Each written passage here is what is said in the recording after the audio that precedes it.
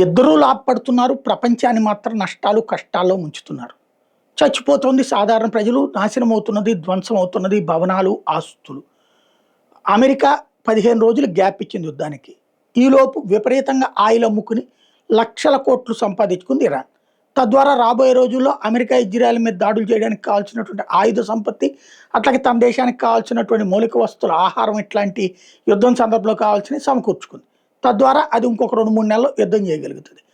అదే సందర్భంలో అమెరికా దాని షేర్ మార్కెట్లు పెరిగినాయి, దాని వ్యాపారాలు బాగానే పెరిగినాయి, అది లాభపడుతుంది.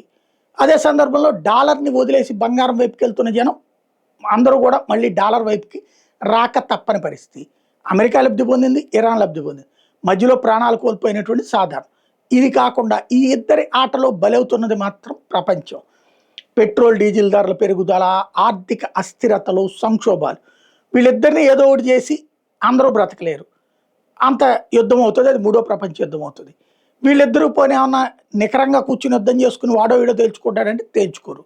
కాబట్టి ప్రపంచానికి కొత్త తరహా పాఠాలు నేర్పుతున్నది యుద్ధం.